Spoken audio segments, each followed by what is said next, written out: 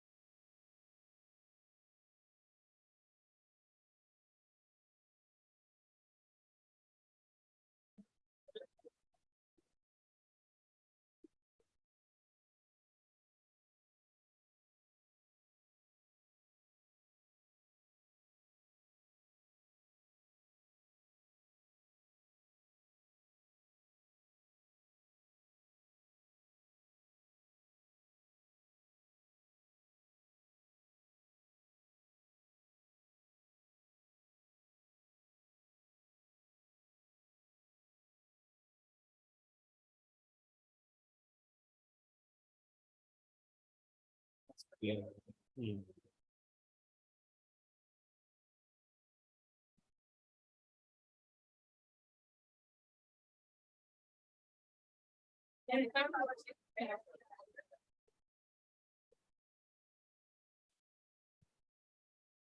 Uh, yeah.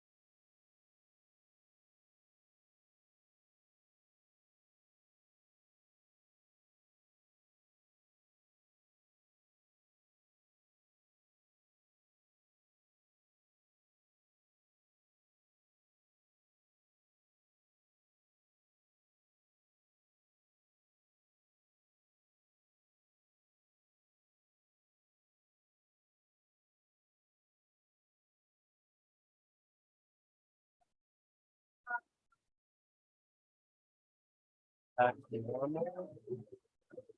And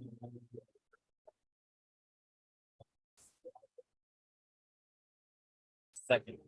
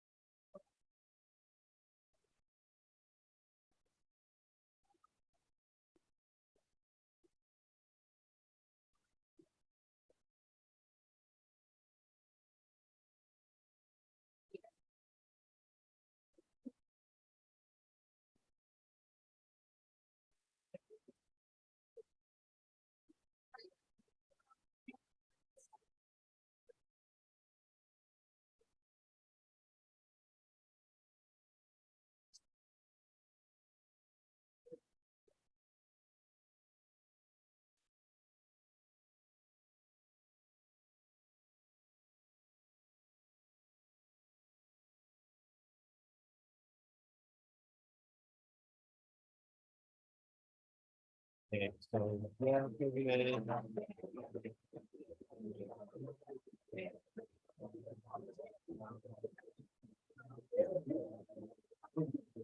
Zones. Hmm. Well, I'm gonna go back to the powers.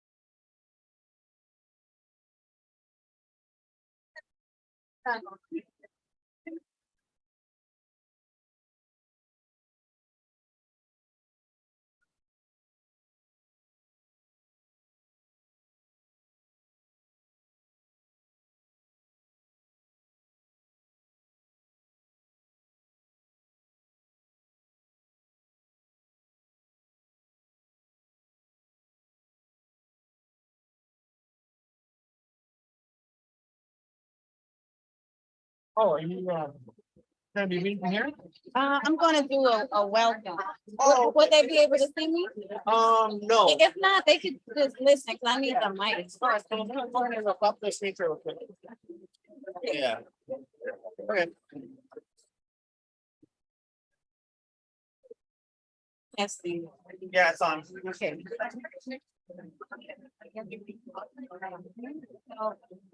Turn the music on.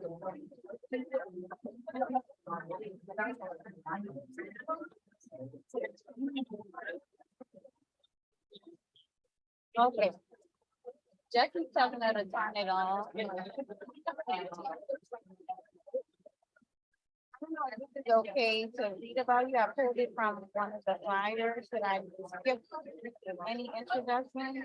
I mean, introducing you, or would you like me to say something? I have to have notes or I'm a mess.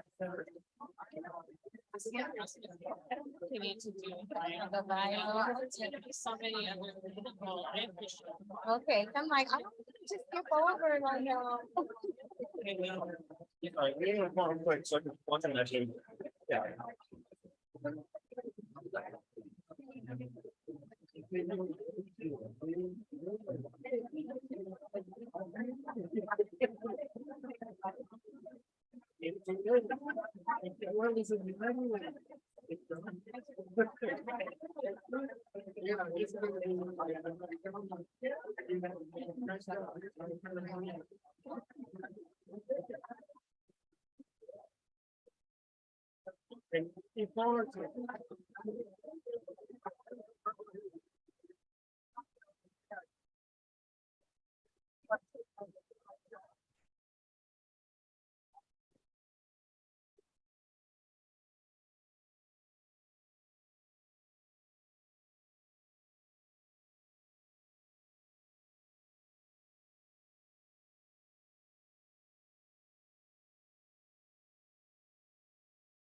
Hold on, we're gonna set up the chairs.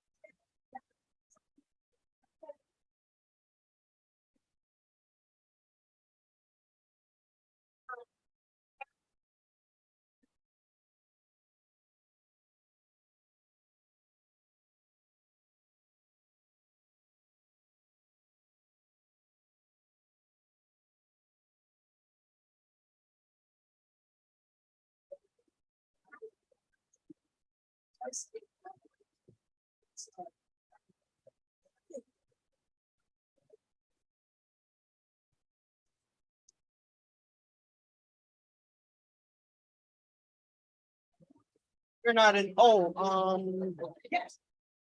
sure.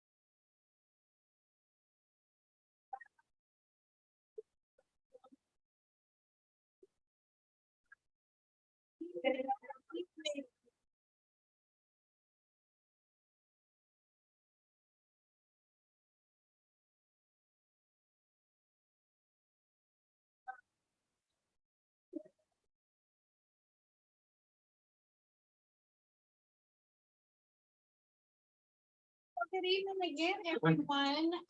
My name is Ashley Watts, and I'm the Assistant Director here for the Altadena Library District. And it is my pleasure to welcome you all to tonight's event called Mujer Peligrosa, Life and Work of Tatiana de la Tierra.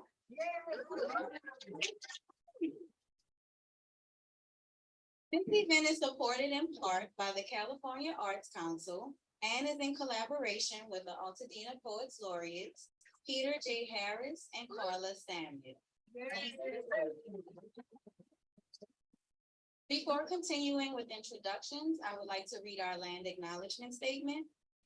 The Altadena Library District acknowledges our presence on the traditional, ancestral, and unceded land of the Gabrielino Tonga peoples. We commit to learning, educating, and informing our staff and the residents of Altadena about the Gabrielino Tonga peoples, present and past. All right, so thank you all so much for attending tonight's event. I hope you enjoy everything we have in store for you. It has been a great event so far. And it's really beautiful to see all of you in attendance. So at this time, I would like to turn it over to our poet laureate, Carla Samet, who will introduce our guests for the evening. Thank you so much.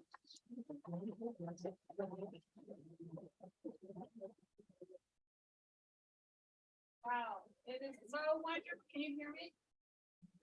Okay. It's wonderful seeing all these beautiful faces. The room is just really just lit up.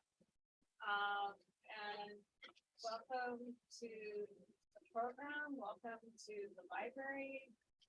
We hope that you'll come back. And check out our program for the year. Our first event is on August 30th.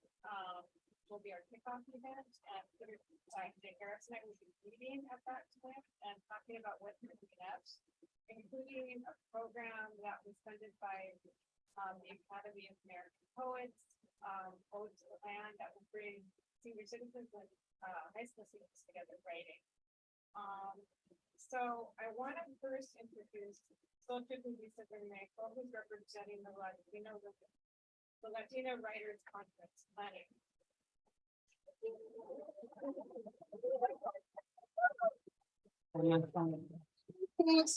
Yes, so I am 1/5 of the Latina Writers Conference Planning Committee. And so I just wanted to welcome you all. Thank you all for being here. Thank you to the Altadena Library and to Carla and Peter for working with us and this panel. Thank you to Olga for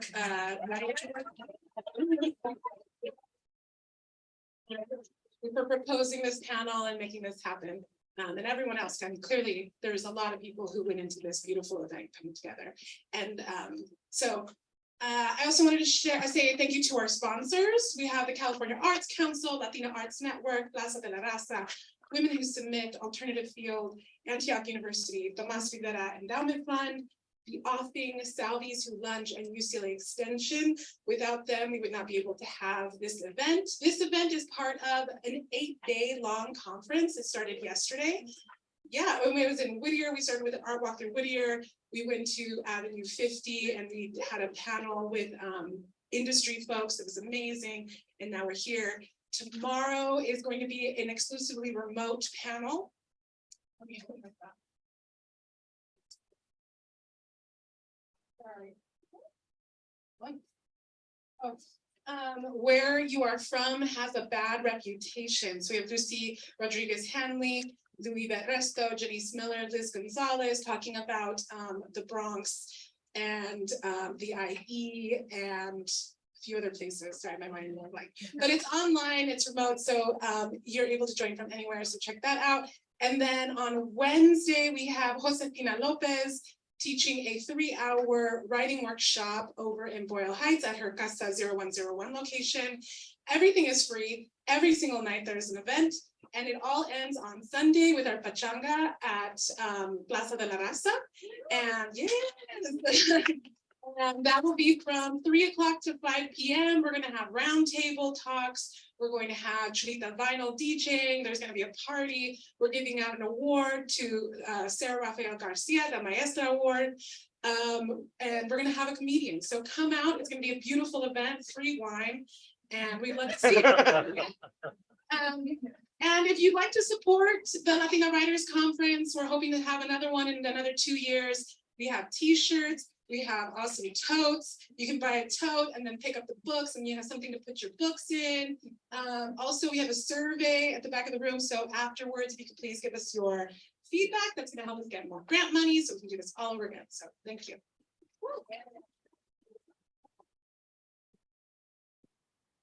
So it's now my pleasure to introduce Olga Garcia Echeverria. She's an ultra libra, in love with the ocean, the clouds, the birds, and the trees. Yeah, I can see that. Born and raised in East LA, she is a poet, essayist, and has been an educator in the literary arts for the past 27 years. She currently teaches literature in the Chicano Latino Studies Department in the College of Ethnic Studies at California State University of Los Angeles. That sounds good.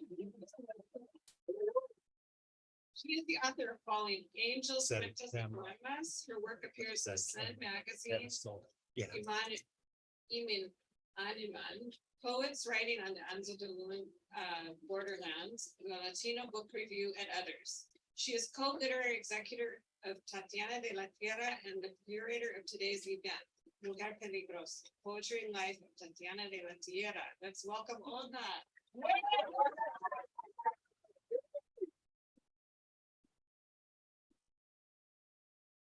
Okay, so when I say Tatiana de la Tierra, you say presente. Tatiana de la Tierra. Tatiana de la Tierra.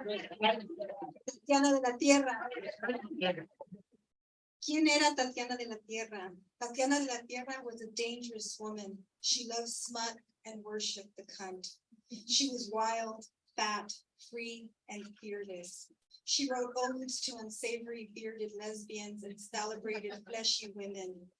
This was her gift, to topple patriarchy and transform the world she wrote and lived in into a lyrical lesbian fuckfest where dykes, mermaids, goddess worshippers, and puta raps reign supreme.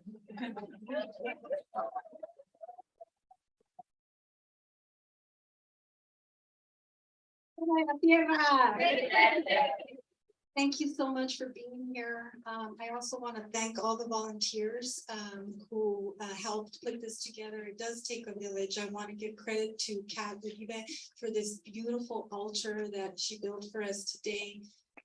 David, who is here, Tatiana's cousin, and he's taking care of the books. I want to thank Estefania from DJ Langosta, who's here with us.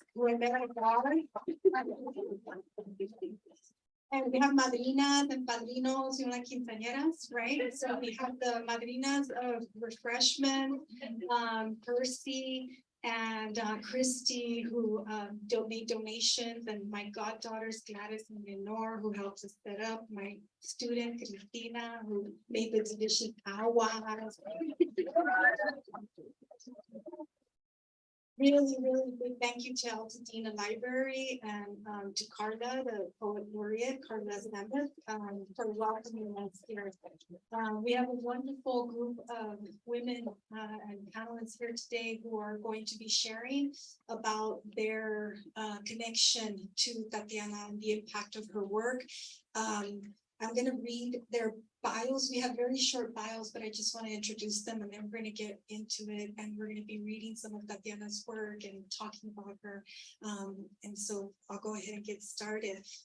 We have all the way from Bogotá, Colombia, joining us. Yay! Celi Herrera. She is the founder and the director of Sincronia Casa Editorial. Since 2019, the Colombian feminist press focused on publishing poetry books written and illustrated by women. Most recently, her press published Redonda y Radical, Antología Poética de Tatiana de la Tierra. It's a beautiful collection. We have very limited copies here in the US. We did a lot of things to get those copies here. Tatiana's mother, Fabiola, because we had a box of them that we brought from Colombia, and Avianca lost her box. And Fabiola was like, I'm gonna get more. And she did. It's a beautiful collection, and it's the most extensive collection of Tatiana's work that we have to date. So I just want to really thank Rocio and Sincronia Casa Editorial for the beautiful work that they did. Also joining us from Bogotá, Colombia is Laura Arenas. Yay! Laura Arenas is a public education English teacher in Bogotá, Colombia. Let's hear it for public education teachers everywhere. She founded the Bogotá-based performance group, Verdal Poético, and her poems are featured in several anthologies. She has worked as an editor, and most recently, she served as the anthologist for Redonda y Radical, Antología Poética de Tatiana de la Tierra. Bienvenidas a Rocío y Laura, y muchas gracias por estar aquí con nosotras. Thank you, thank you. And on our panel here, we have Mayleen Blackwell. She is the author of the sorry, wrong bio. She is a two-spirited writer, activist who has accompanied feminist, indigenous, and queer organizing in Mexico, the United States, and across Abayala for 3 decades. She is the author of Scales of Resistance, Indigenous Women's Trans-Border Organizing, and Chicana Power, Contested Histories of Feminism in the Chicano Movement. She's co-literary executor of Tatiana, Tierra. And we have Vivian Fragosa, who is a fiction and nonfiction writer from South El Monte, California. El Monte in the house. Collection of stories, The Mouth That Feeds You, was published in 2021 by City Lights and was a finalist for 2022 PEN Award. She's a prose editor at Wisache Magazine and 2023 Whiting Literary Award recipient. Thank you for being here. We have Miriam Gerba. She's the author of the true crime memoir, Mean, a New York Times Editor's Choice. Oh, the Oprah magazine ranked Mean one of the best LGBTQ books of all time. Her collection of essays, Creep, will be released in September of 2023. PEN Award, West, and Lambada Literary Award finalists as well. Welcome.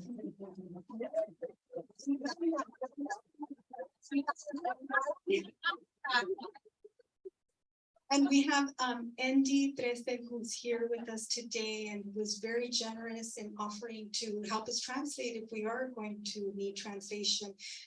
She is an artist and a cultural worker in the community for decades. Thank you so much for being here with us, Andy. And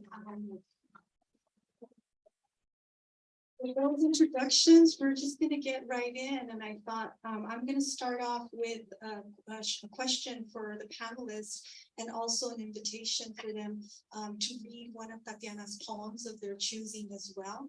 And the question that I would like to ask our panelists, and I think I would like to start with Rocio and Laura to start us off, is I'm thinking of Primer Impacto, not show. But Tatiana was somebody who made an impression, and we all have stories about how we met her and what was that first impacto, what was that first impression. So we're going to share a little bit about that so that you know who we are in relationship to Tatiana.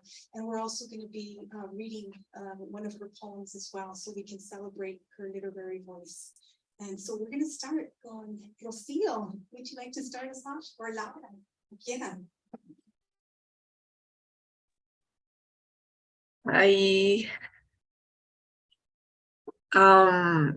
Hi to everyone. I don't see you, but thank you for the invitation. Thank you for the Latina Writers Conference. I'm with Tati here. I have her here. She's my companion from tonight. This is my first time talking in public in English, so I'm kind of nervous, but I know I have a backup if something happens. My first impression of Tatiana was like a punch in my face. Laura, I think she's going to tell us about her story with Tatiana, but she's the one that presented her to me like 2 years ago, almost 3 years ago. And she passed me a copy of Para las Duras. And at the moment I just read that book, it was like a punch on my face because I never read something like that. I know that I was in front of something that was valuable and a woman that was amazing. So when I read Para las Duras, I don't have to think 1 second before say, let's publish her. Let's make a book of Tatiana de la Tierra. So it was amazing. And since then, I think that Tatiana is with me. I'm very emotional tonight, so maybe I cry later. But that's my that's my initiation story with Tatiana. I don't know if you want to that I read the poem right now. Okay, I chose one of my favorite poems. This is the second time I read it in public, so it's queered up. So it says, in the beginning, there were mambo queers. Gloria said, I needed a different kind of language, and queer was one of her words. Cherry claimed queer as slang. Juana Maria gave a title to queer Latinidad. Jose named queer Latino America. Larry wrote Queerican. Lourdes was Cuban queer. Lourdes was New Yorkican queer. Monica sent greetings from a queer señorita. In the beginning, there were acronym queers like Elaco, spiritual queers like Laura, who did queer meditations, historical queers like Lisha, who revealed queer mother for a nation. Me, I'm peaches, I'm queer in a good mood. Arepa queer when my roots expose. Queernucopia when I overflow. I'm queering, I'm queering. I have a queer dream, or should I say, a queer reality. I'm in a circle of queers. We are queering in the rain, parodying in a queernival, doing queer economic things, drinking queer beer, barbecuing with our friends, playing a street queer named Desire, publishing with Queer Laca Press, researching the art of inquiry, documenting a tale of queer cities, traveling to the Caribbean, sailing in Nova Scotia, talking our toddlers into bed. Twinkle, twinkle, little queer. Fernie queering, like I said, and then announcing it. I'm queering, I'm queering. We're comic queers, camouflage queers, quantum queers, quadrique queers, queering the canon, getting pediqueers, deep fried queers, going for a swim in a lake weary, knowing that the grass is always greener on the queer side, and that all good stories begin like this. It was a dark and query night. Thank you.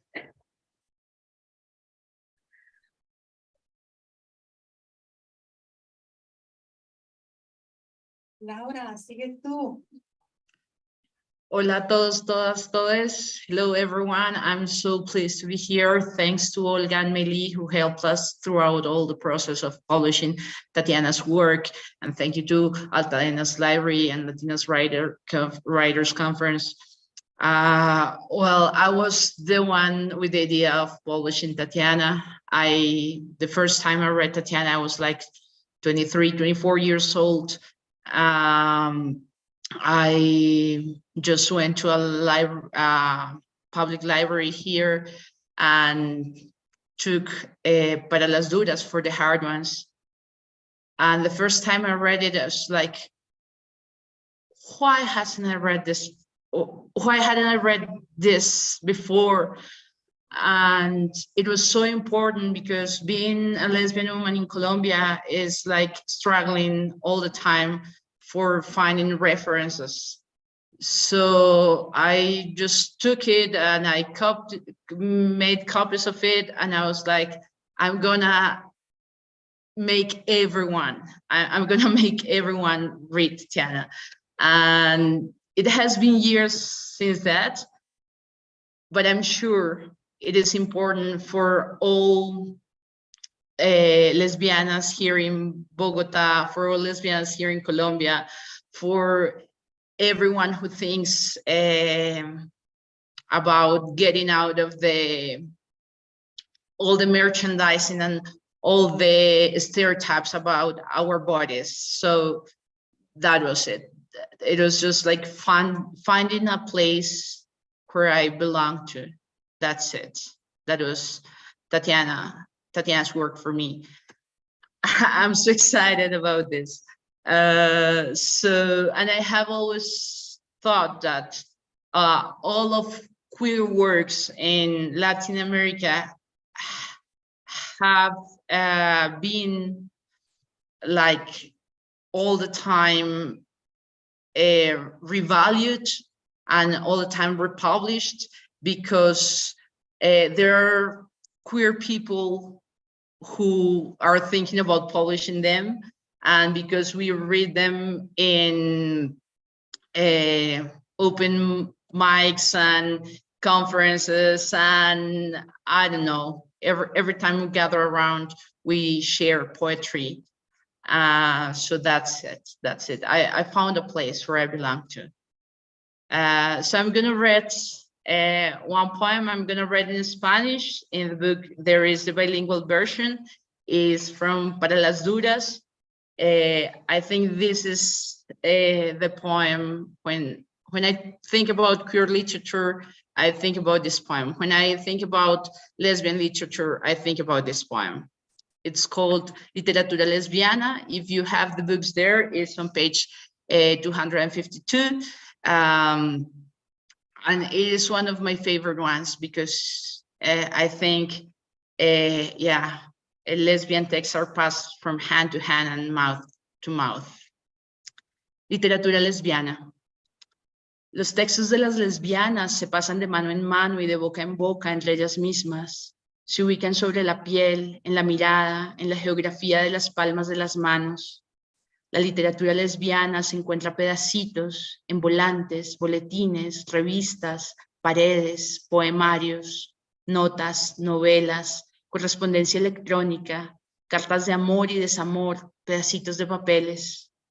La literatura lesbiana también se encuentra en textos que aparentemente no tienen nada que ver con literatura ni con lesbianas. Un recibo de American Express de una cena para dos en Café Aroma, los rastros de la envoltura de un preservativo rojo lubricado, el cartón de té de moras, un talonario de fósforos con larios, comida cubana en la playa, en la portada y llámame querida por dentro. Las lesbianas viven en casas con escrituras en la pared que alumbran el camino hacia ellas mismas. Estos textos abundan, pero no se ofrecen a los demás. Por eso es que parecen tan escasas las letras lesbianas, porque existen dentro de y para las lesbianas. La literatura lesbiana es una novela con gran éxito de venta que todas las lesbianas leen todo el tiempo.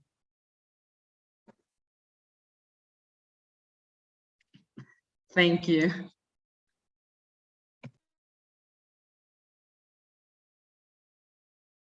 So we are now going to have our panelists. Would you like to go ahead?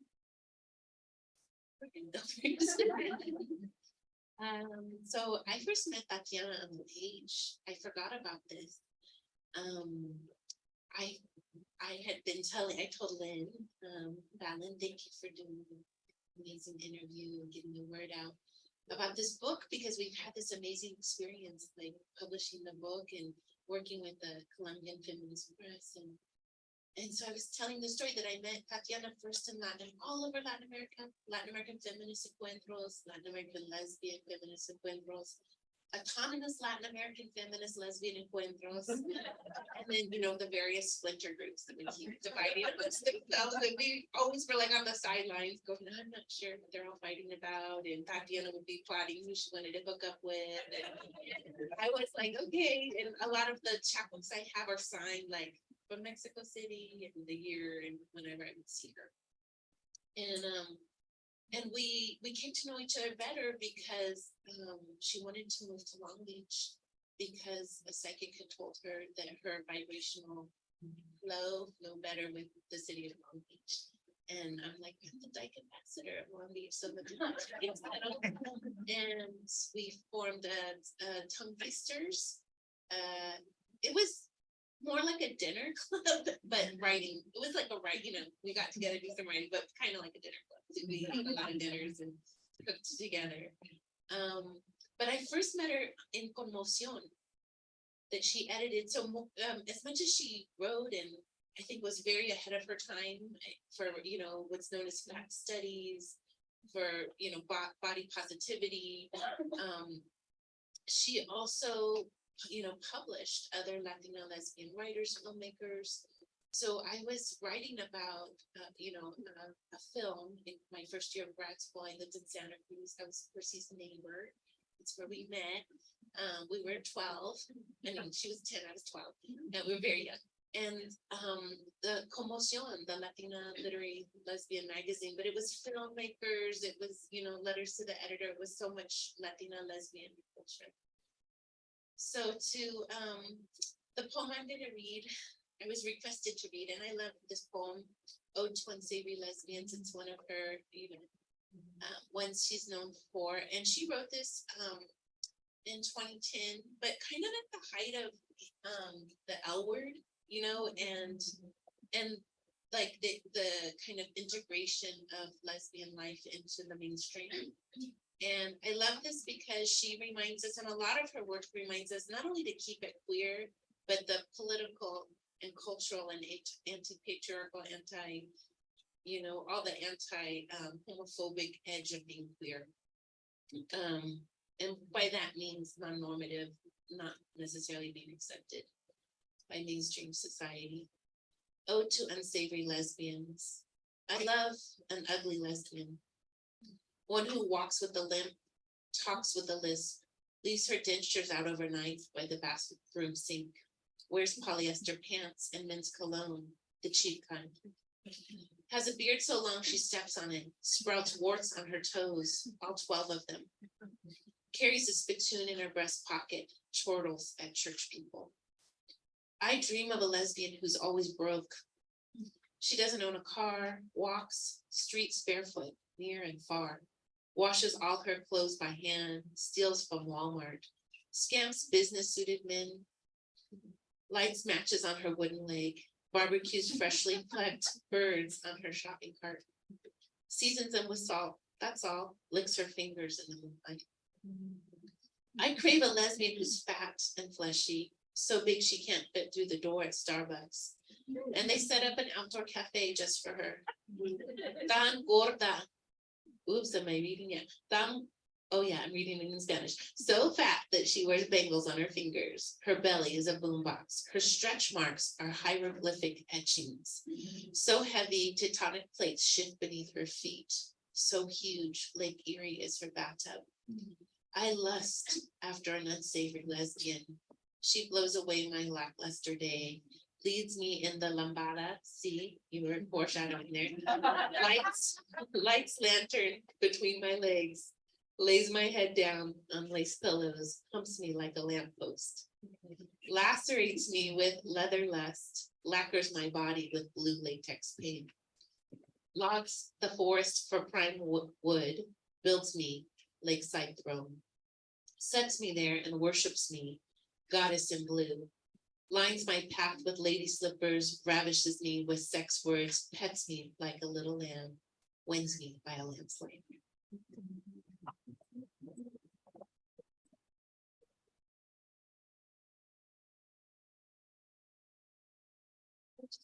It just feels so beautiful to be here with everyone here on the panel and with all of you here. It's just, Miriam was just saying earlier that you could feel these days that Tatiana is transmitting her energy, and I just really feel it here. And this that is just so beautiful, and just really help stir that energy. Not that Tatiana needed help stirring her energy, she always brought it like big time.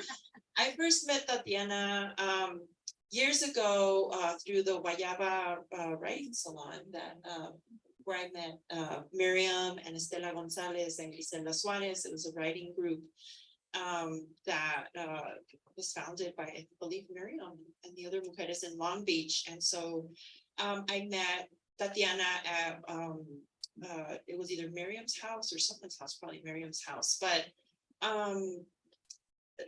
Olga had asked us to think of words, perhaps, that helped us think of Tatiana, sort of in summary, I guess. And the word that I keep coming back to is like mística.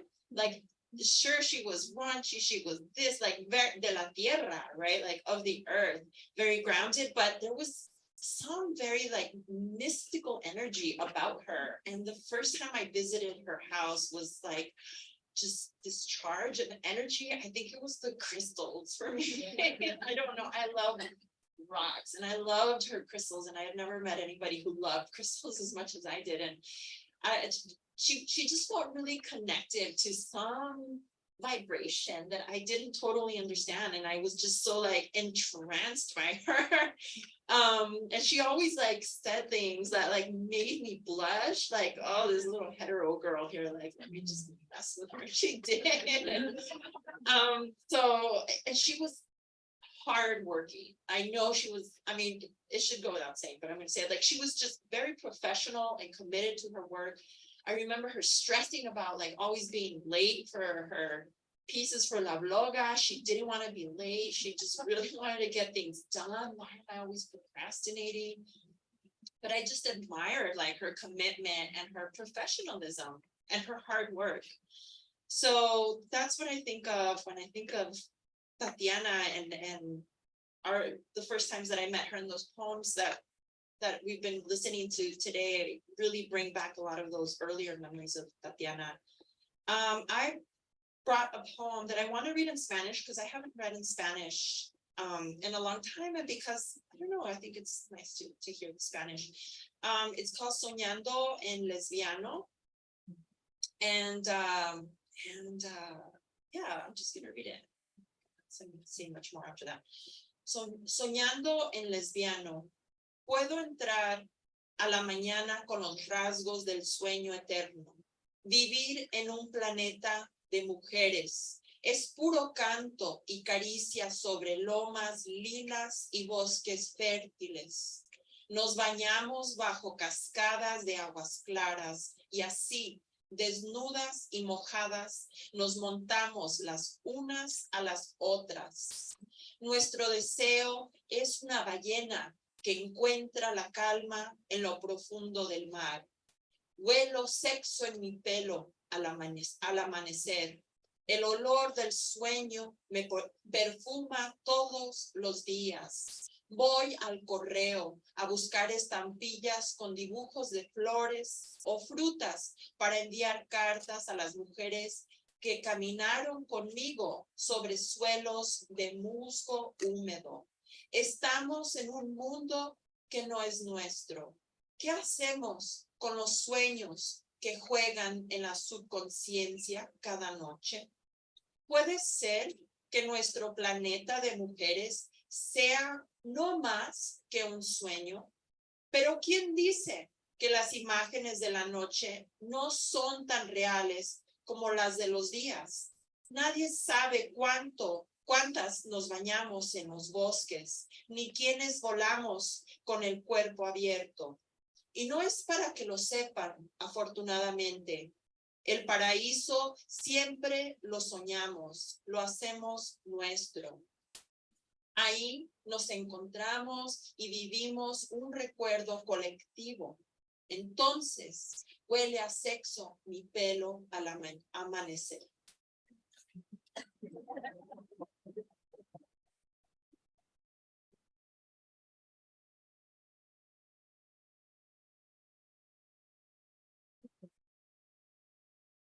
So I also, like Meli, met Tatiana on the page first. When I was in my 20s, I was an editorial assistant at On Our Backs magazine, which was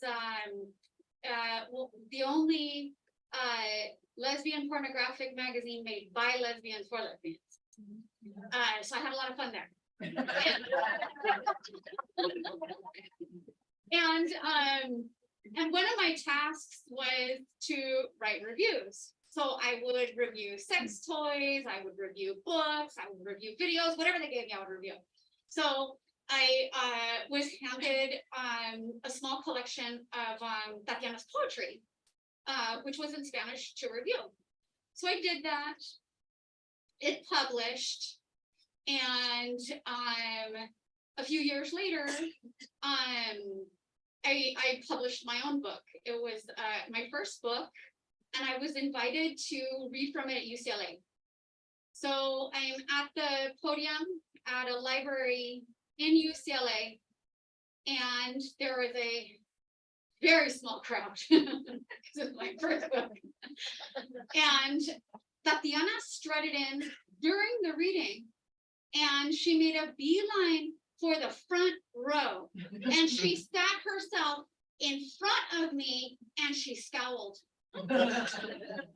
And she looked at me murderously. And I was like, who the fuck is this? And I looked like, you know what I mean? Like I had reviewed her, but I didn't know what she looked like. So I was like, who the fuck is this lady? So, but I was like intrigued too. I was like, okay. So she just stared at me like mad dogging me through the whole reading. And I'm like, this bitch wants to fight. And I was like, okay. So then I finished the reading and then I'm gonna sign some books. And then of course, Tatiana, boom, out of the chair and like beeline, cuts to the front of the line. And she goes, my name is Tatiana de la Tierra. And you reviewed one of my books and you gave it a B. And like the magazine had like a scaling system, right? They would give A, B, C, but I didn't assign those. My editor did. I just wrote the review. And so I said to her, I go, I'm not responsible for the B. That's my editor. And she goes, oh, really? Nice to meet you. I'd love for you to sign my book. And I was just like, oh my God, I had never met anybody with balls like that. Do you know what I mean? And I wanted to have balls like that.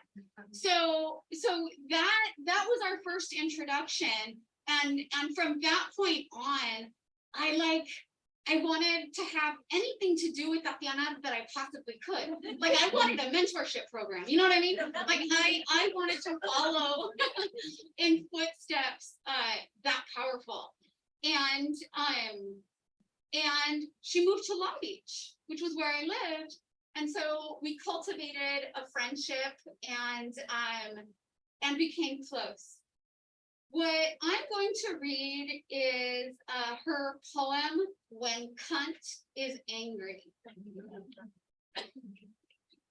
When Cunt is angry, squeeze the juice of 3 lemons, pour into orifice, soak overnight, preferably on windowsill with moon glow, rinse thoroughly before dawn. A clean cunt forgets. When cunt is irritated, apply tea tree oil, cayenne powder, cloves of garlic. Use fingers to stir, whisk into froth. Keep fingers in cunt. Keep fingers out of eyes.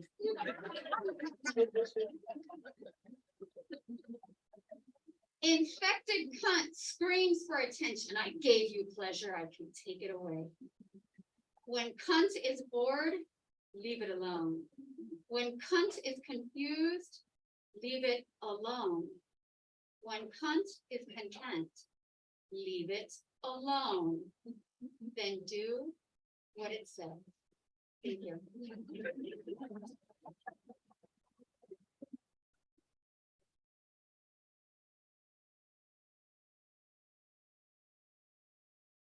I met Tatiana in the 1990s and 1995. I was at UTEP at the University of El Paso.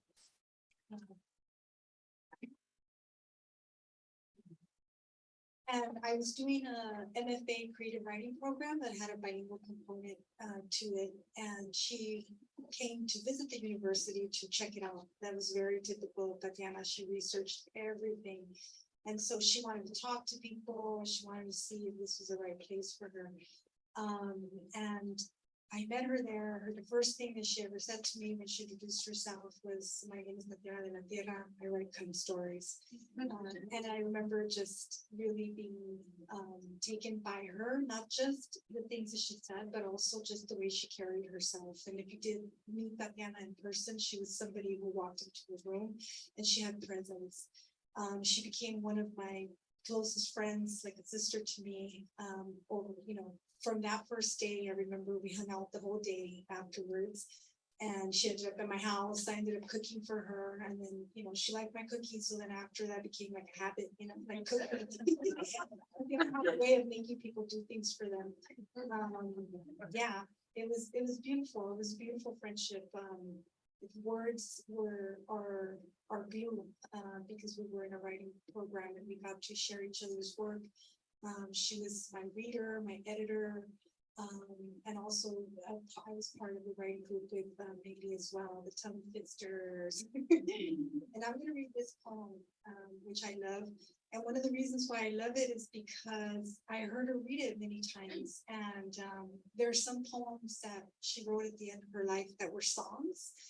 And I don't know how the songs go, like I don't know the tune.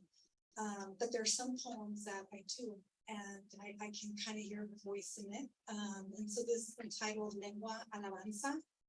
Madre de las lenguas, keeper of tongues, we tongue you today. Nuestra diosa, la diosa, bembona, gloriosa. We are here with our truths on the tips of our tongues. May our tongues be free. May we speak deep con las lenguas sueltas, con las lenguas sueltas. Sáquenos las lenguas. Jesucrista, palabrista, luxurious, linguista, lengua de nuestras almas. Mother tongue, ven aquí. We are here, your tongueras, lengueras, culebreras, tongue fisting hechiceras, all tongued up, listas for you. All praise be to tongue. Give us the holiest, tonguest, lenguas, the best tongue. Bless us with your besos. Give us your French tongue. Play with our Bocho tongue. Take us on a tongue walk. Twist our tongues. Tongue us, love us, lengua us. Give it to us, our daily tongue.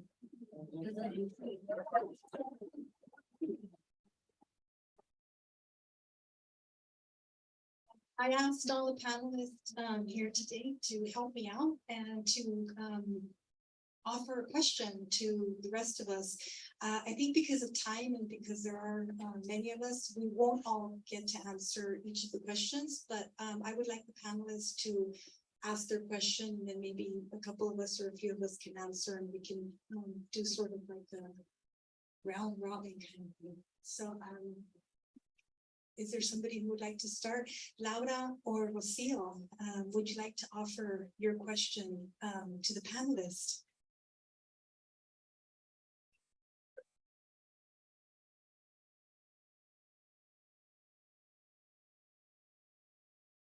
I'm gonna do it in Spanish. Mi pregunta es para Olga y Meili, porque me gustaría mucho saber qué les decía Tatiana sobre Colombia, qué les contaba sobre Colombia y cómo fue para ustedes estar en Colombia y recordar todo eso que Tatiana les había contado. Gracias. Well, Laura, Rocio, I'll first say it was like a long video day.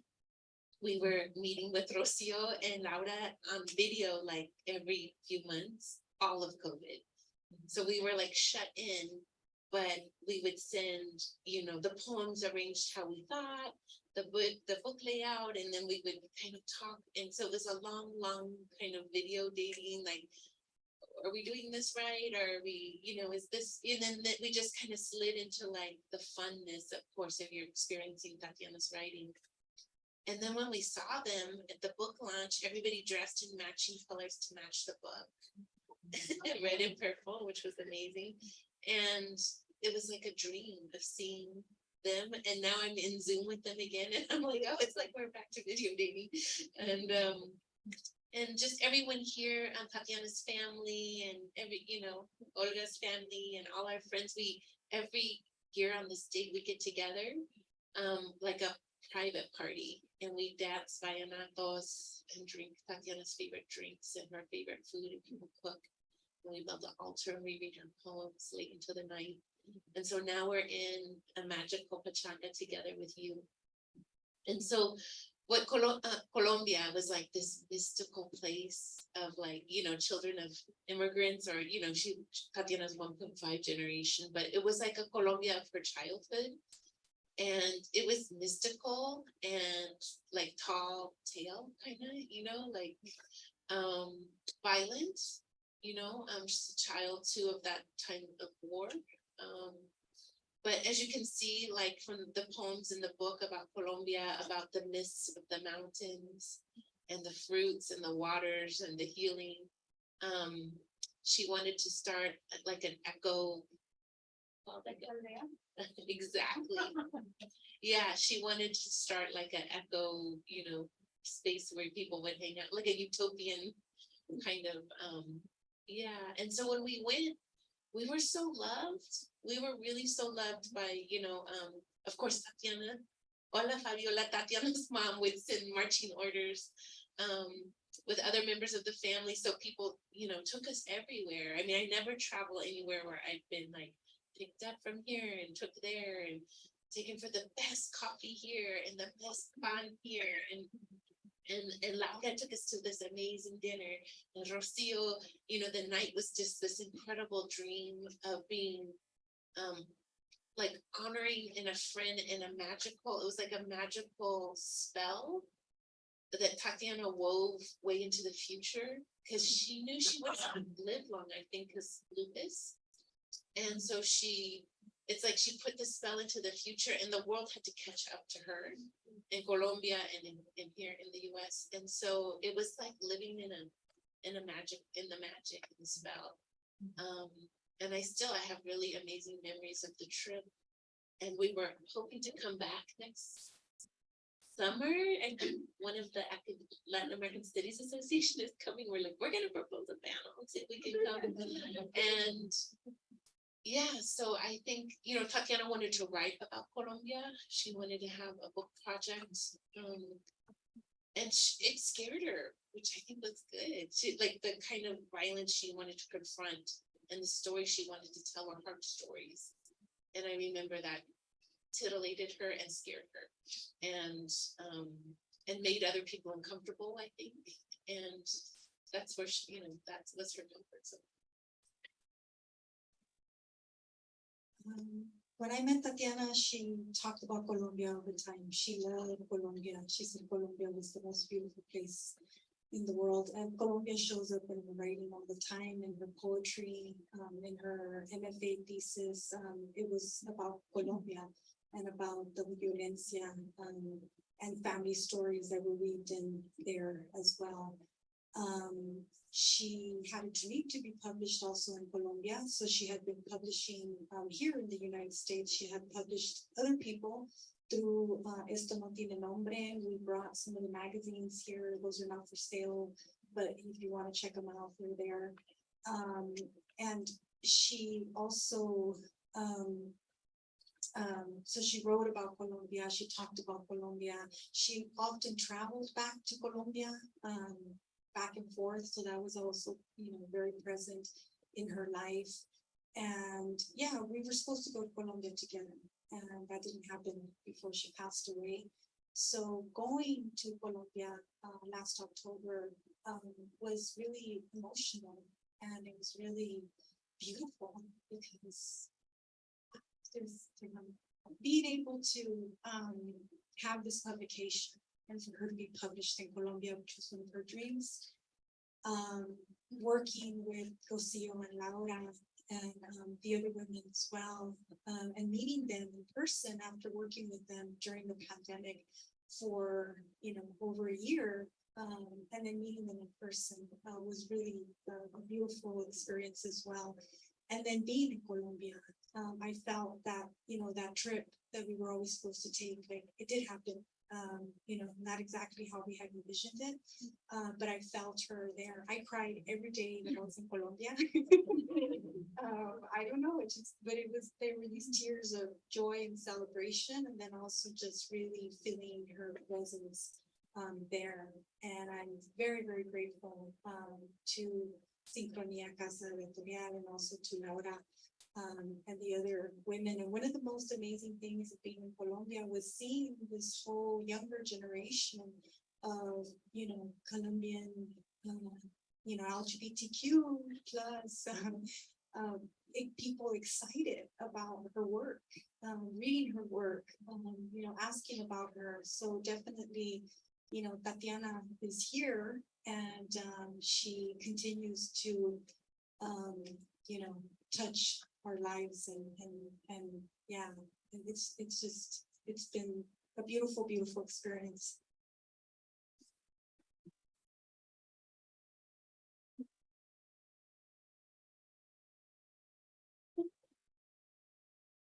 So the question that I came up with is this one. Humor was so important in Tatiana's work, and she was also just a funny person. And so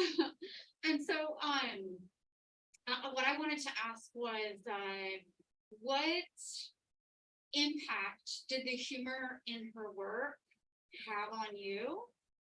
Or would you mind relating like a funny anecdote that involved Tatiana? I'll go ahead and start and say that the humor in her work was hugely important to me because it helped to loosen my own work. And what I mean by that is that I believed that because I was writing about very serious subjects for a very long time and still am, I thought that I could not infuse humor into my work because that would risk me not being taken seriously. But through Tatiana, I learned that people weren't taking me seriously anyways. So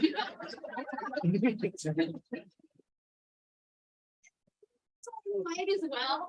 So I might as well bring that aspect of my voice to my work. But she modeled that for me. She modeled accessing both of those registers in the work, where she could just be bonkers funny, but then there was this profound mysticism, and those phenomena coexist in her work in ways that I seldom find in the work of other writers. And so that was incredibly instructive and transformative for me.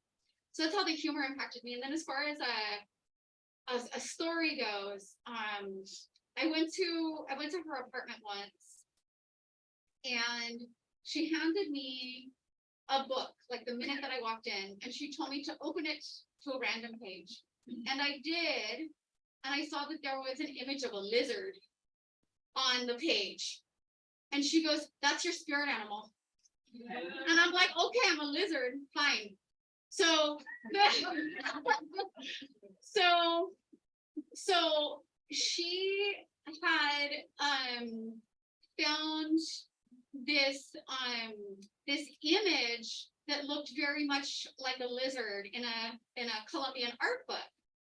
And she encouraged me to get this lizard tattooed to my body.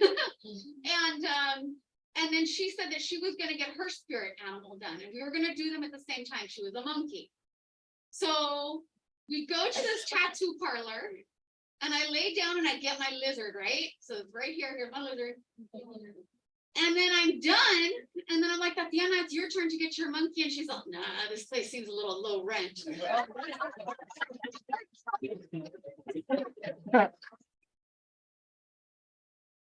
My chest. I feel like it's like Tatiana on me always.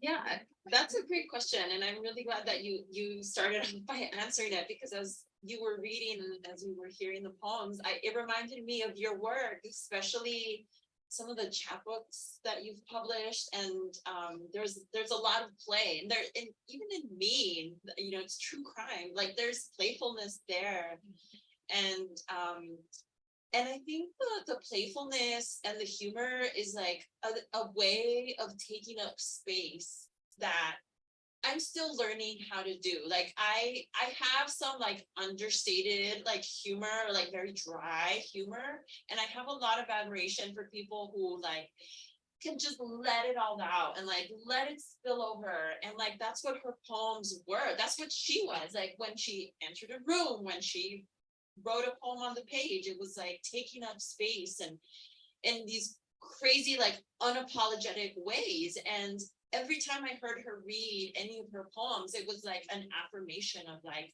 yeah, like all of the non-normative ways that you are, because everyone is non-normative in my opinion in their own way. And it just felt very affirming. Like you just need a person like that in your life, and I needed her in my life to like remind me to just fucking like let it go, like just.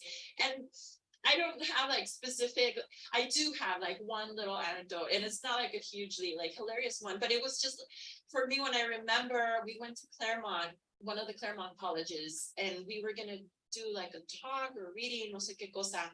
But I spent a lot of time like putting my outfit together, and I had like this little blazer, because if you're gonna go to a college campus, you need to wear a blazer. And it was like very much my outfit. I had these boots, they were like these leather, and everything was like very composed.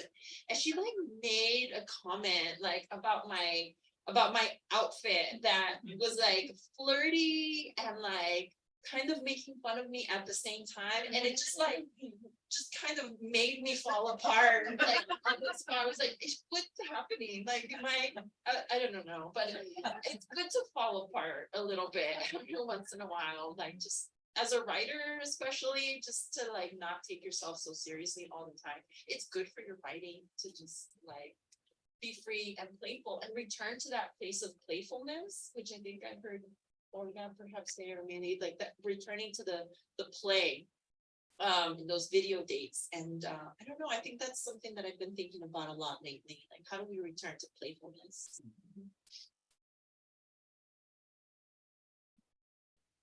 Laura o Rocío, ¿les gusta contestar?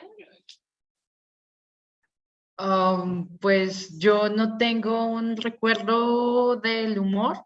I really think that when I read all the poems you sent us, I thought about this idea of over-exaggerating on the page. That is just what you said, like taking up space. And I think that's a political statement, like the way of making you laugh in order to making you aware of things. So that's what I think I can say. But as I didn't get to meet her like in real life, I know this is real life, but I didn't get to meet her.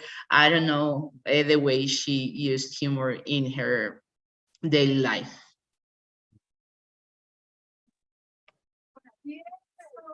Tatiana's humor to me was in the first fucking place.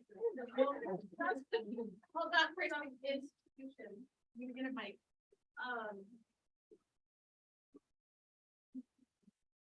So places like the hospital where you have to wear a gown, where you're treated like a patient.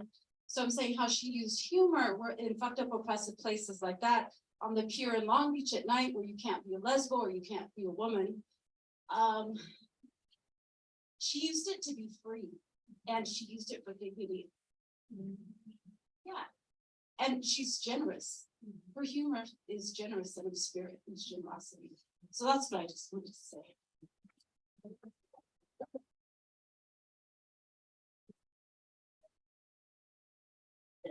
I think also she was really, really honest, and life is funny. She's hilarious. That was we laughed, I mean, from the first day that I met her, and we also fought a lot, like sisters, but we were always okay as long as we could laugh, and we did. And so I just think she had a great sense of humor. The goal was always to have a good time, you know, and I love that about her. Yeah, she was one of like the funniest persons that I know. Sandra Munoz is here, and she's also really funny. But she's looking at me like, Sandra and Tatiana de la Tierra are the funniest people I know.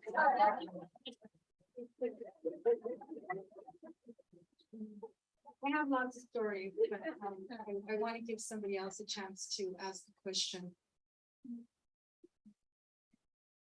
Más quiero decir que ahorita yo me siento bien chistosa porque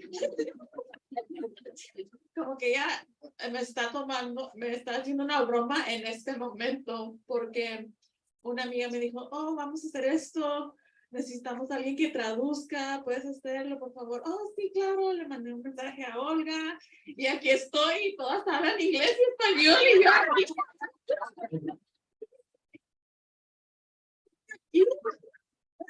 Tati, what are you doing to me, Tati?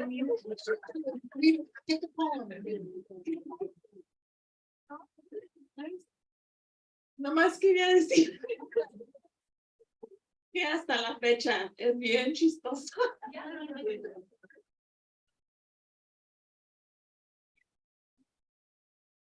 I think we have another set of questions. I'll just share about the humor. You know how Olga mentioned that she was always trying to get you to do something. So I would always be like taking her to the airport, feeding her cats, but she's like, okay, not only will you feed my cats, but only, she put conditions on it. Only if when you come in, you honor their divine nature before you get the food. Before you get the food. It's like somehow it's like I'm begging to like, yeah, and I'm the person, you know, the divine nature of these amazing cats before I have the pleasure of feeding her cats and feeding their food. Yeah. One of the questions I was thinking of is what was your favorite thing about Tatiana or writing? And when did you ever have the sense of being scandalized and or seduced by Tatiana and or her writing? Something like that. You know, I think people have been sharing this already, but if anything emerges for you. I'll share something briefly. Tatiana seduced me from day one. And then I told her not to come. I'm like, don't come to El Paso. And she was like, why? And I told her all the reasons why. And she still came, and she would always tell me afterwards, bitch, remember you didn't want me to come? I was trying to protect you. But being in class with her, she was hilarious. She didn't have a sense of smell. And so we would be sitting in these graduate writing seminars, you know, where we're sharing each other's creative writing and giving feedback, and they were very small. They were probably like 10 people in class, very intimate. And she would just like take out her nail polish and start painting her nails. And it like really, I mean, it's a strong smell in a small space. And she had no idea, right? She just like painting her nail. And I'm like, you know, and I remember being in a class with her, and it was the problem with the bilingual program in El Paso back then, I don't know what it's like now, but was that, you know, it was supposed to be a bilingual program, and then they had a Spanish department and an English department, but those two departments didn't really interact. So it wasn't really bilingual. And then you have to go and take classes from the Spanish department, which was very like elevated Spanish. And I mean, the first time that I took those classes, I was at a loss. And I was like, oh my God, like mucho Spanish. And the students as well, you know, many of them were from Juarez, and they were taking classes at UTEP. So it was just a very, I experienced more pure, like purist attitudes in the Spanish department, actually, than I did in the English department.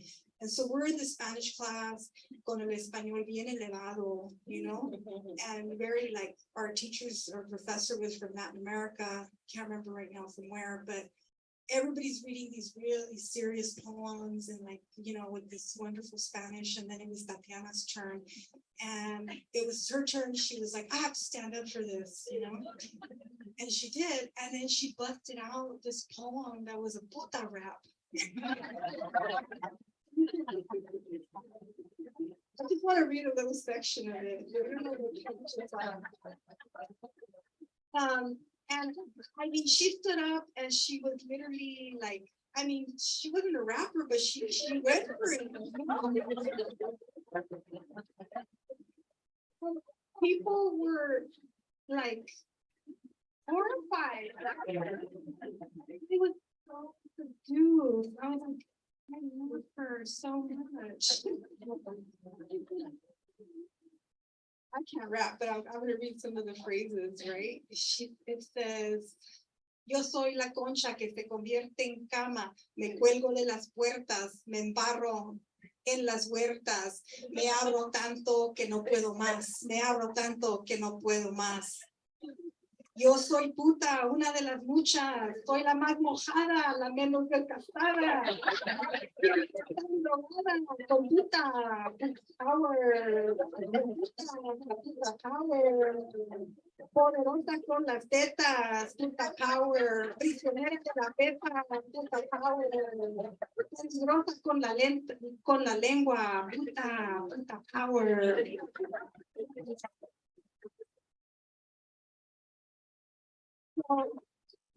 She was like the best person to be in an MFA program with.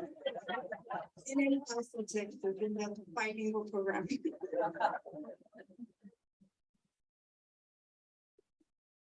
One of the things that we had asked, it's about 7:30 right now, and we do want to, we have to be out of the library, like, you know, we want to honor, you know, the staff here, and they finish at 8. They did give us permission to, you know, leave by 8:15 at the latest.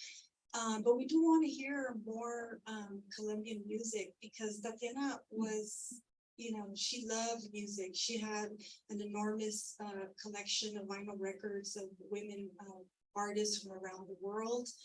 And every time you went to her house, you know, for a party, she put on these records. And, you know, she, you know, her last chapbook was, you know, Pajarito, Pajarito, canta una canción, regálame una canción.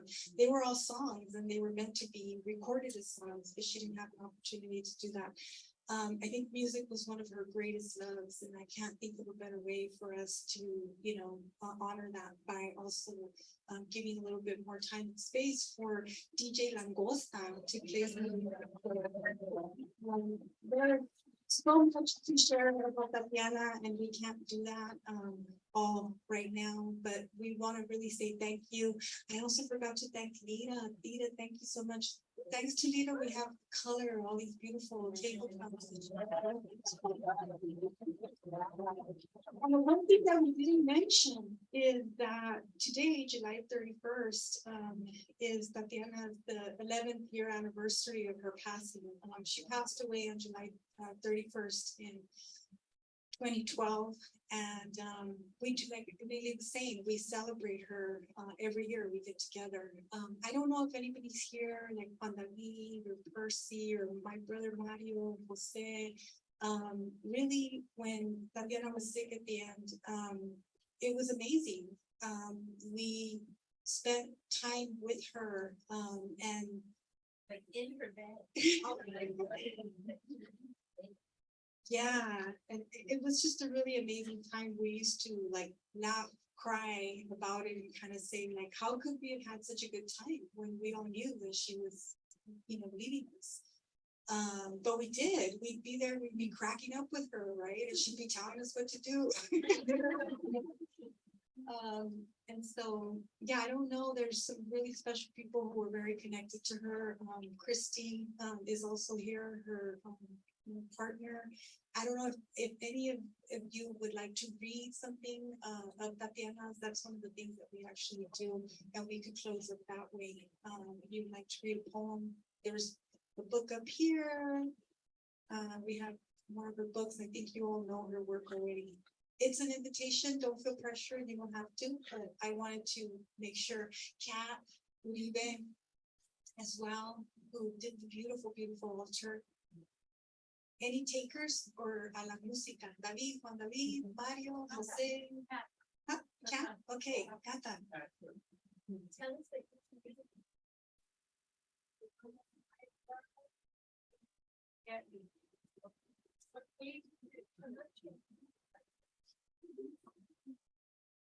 How about you, Kat? Okay, look, does anybody know what page, so you won't get here?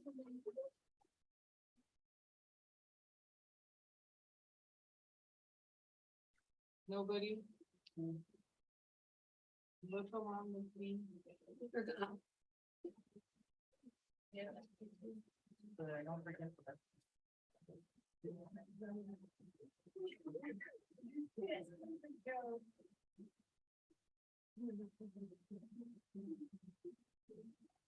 255. So that I don't forget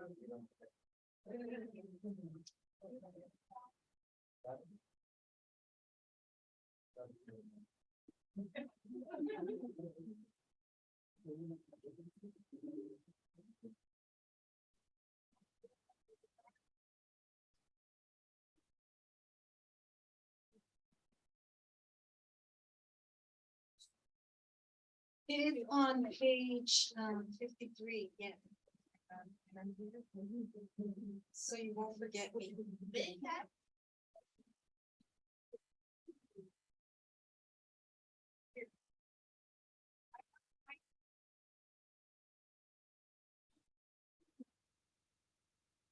So you won't forget me. I will nail you with my eyes. I will be the most daring. Come to your door in the nude. Yellow flowers in my hair. Knock you off your feet. Slide you wet to the floor. Make you mermaid.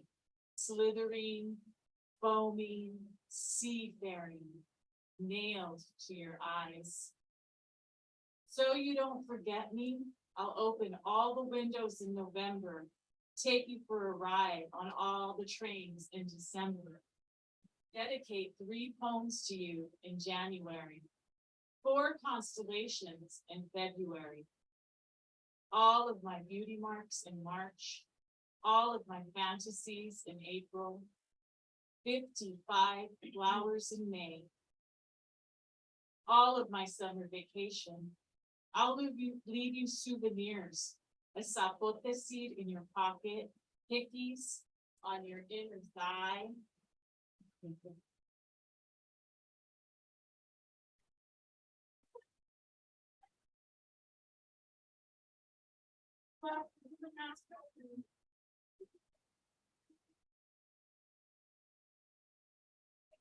On your inner thigh.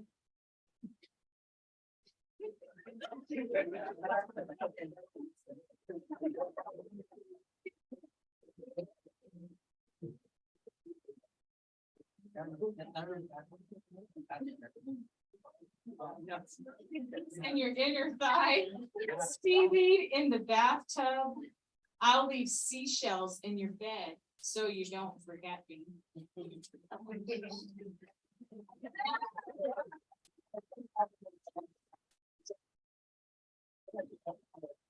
I want to close with this poem. Píntame una mujer peligrosa.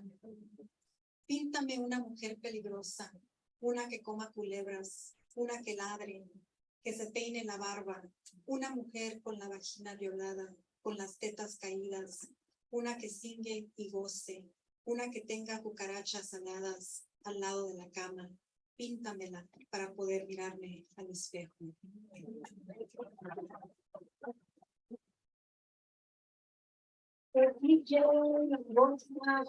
Refreshment, libros. Tatiana de la tierra.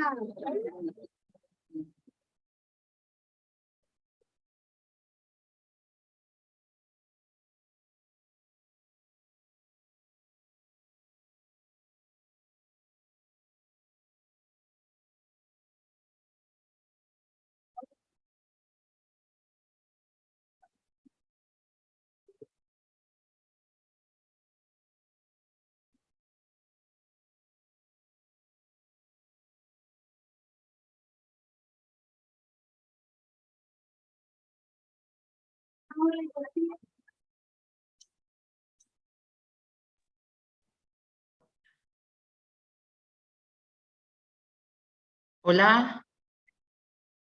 Thank you to everybody. I hope you enjoy the music. Thank you for the invitation. I'm so happy for you and for Tatiana de la Tierra. Thank you. Thank you for inviting us, and greetings from Bogota. We love you all.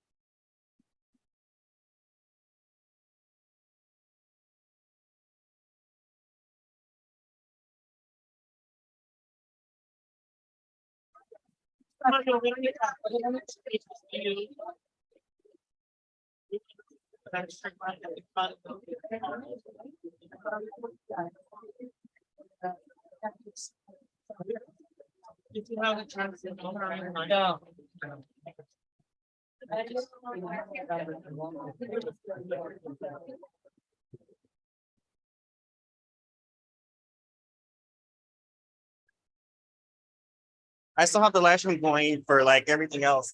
I still have the live stream going for everything else. Oh, cool. Yeah, yeah. I just turned that around so that people from Colombia can see. Oh, yeah, yeah. Good. Thank you. Appreciate it.